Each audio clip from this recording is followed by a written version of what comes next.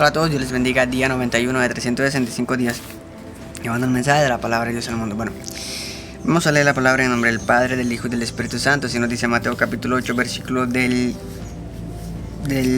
30 al 32, que nos dice: Estaba pasando lejos de ellos un hato de muchos cerdos, y los demonios le rogaron diciendo: si nos echas fuera, permítenos ir a aquel hato de cerdos.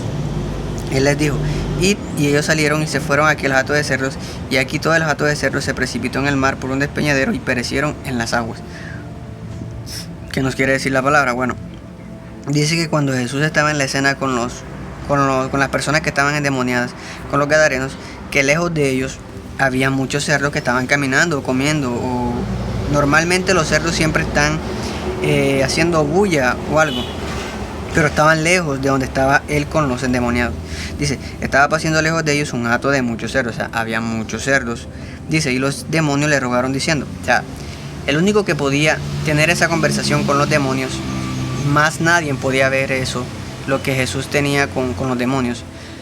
Por eso muchas veces Jesús mandaba a callar a las personas cuando las personas hablaban y le decían, tú eres el Hijo de Dios. ¿Por qué? Porque los endemoniados reconocen a Jesús, los demonios que están en las personas. Y entonces Jesús no quería en ese momento que los demonios a través de la persona dijeran que él era el Hijo de Dios, para que además nadie lo escuchara. Y por eso él los mandaba a callar o los echaba antes de que ellos comenzaran a hablar. Por eso dice, y los demonios le rogaron diciendo, o sea, los demonios le clamaron, pero claramente esa conversación fue entre Jesús y ellos, más nadie podía ver eso. Y los demonios le rogaron diciendo, si nos echas fuera, o sea, los demonios le dijeron, Señor, si no nos viniste a destruir, o si no nos vas a lanzar a ese lugar de tormento, o no nos vas a castigar, permítenos ir a un lugar que tú quieras, donde nosotros vamos a ir.